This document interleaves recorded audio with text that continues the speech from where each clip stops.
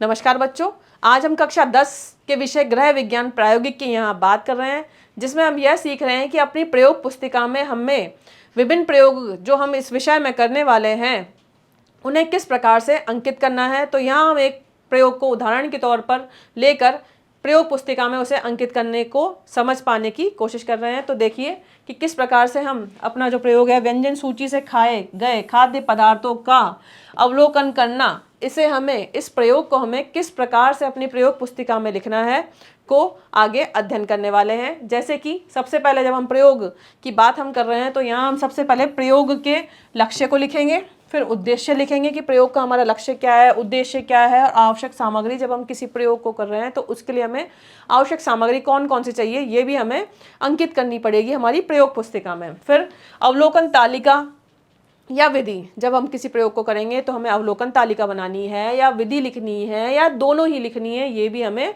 अंकित करनी पड़ेगी अपनी प्रयोग पुस्तिका में। फिर हम बात करते हैं सावधानियों की, यानी जब आप किसी प्रयोग को कर रहे हैं तो कौन कौन सी सावधानियां आपको रखनी चाहिए, इसके बारे में भी हम अपनी प्रयोग पुस्तिका में अंकित करेंगे।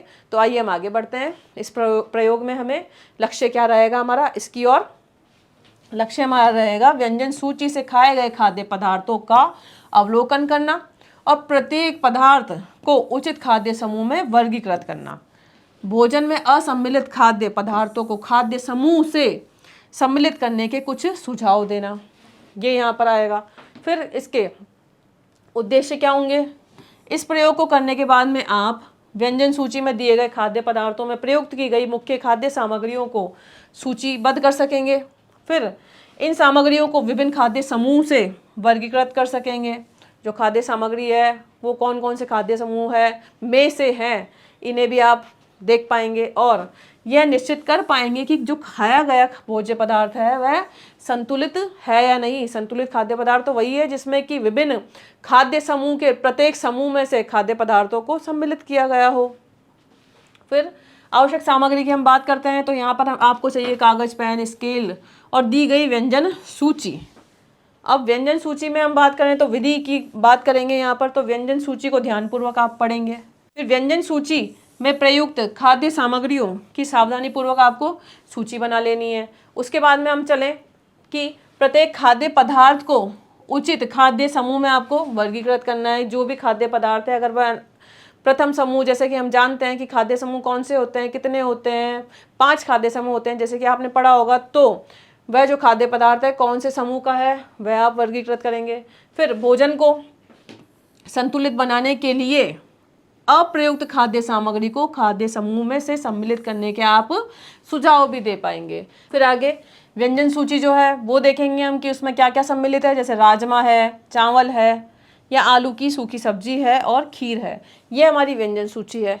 तो इनमें हम देखेंगे कि कौन कौन से खाद्य पदार्थ काम में लिए गए हैं और उन्हें अवलोकन तालिका में अंकित करेंगे। अब व्यंजन सूची अंकित की, फिर उसमें कौन कौन से खाद्य पदार्थ डले, जैसे राजमा है या खीर है, तो खाद्य पदार्थ कौन कौन से उसमें डाले गए हैं। फिर उसमें मुख्य सामग्री और क्या डाली गई है, भोज्य समूह उनका कौन सा है और सुझाए गए खाद्य पदार्थ और कौन से हो सकते हैं। सुझाए गए खाद्य पदार्थ में हम ये देखेंगे कि कौन कौन से खाद्य पदार्थ और इनमें जरूरी हैं जिससे कि खाद्य पदार्थ को संतुलित हम बना सकें। ये देखिए, ये खाद्य समूह को प्रदर्शित करता हुआ एक चित्र है जो बता रहा है कि कौन कौन से खाद्य समूह में से आपने क्या क्या सम्मिलित किया है। फिर आगे बढ़ें। सावधानियां आपको प्रयोग करते समय कौन कौन सी रखनी है कि व्यंजन सूची का ध्यानपूर्वक आपने अध्ययन किया है या नहीं किया है।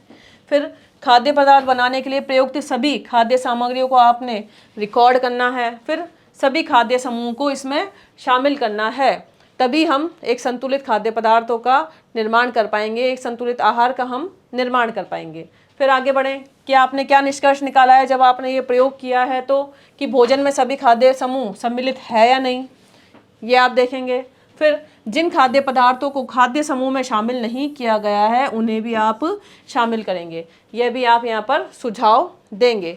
इस तरह से हमने ये प्रयोग जो किया है उसके विभिन्न चरणों का हमने अध्ययन किया है कि इस प्रयोग में हमें कौन कौन से बिंदुओं का ध्यान रखना है, कौन कौन से बिंदु हमें अंकित करने हैं अपनी प्रयोग पुस्तिका में। धन्यवाद।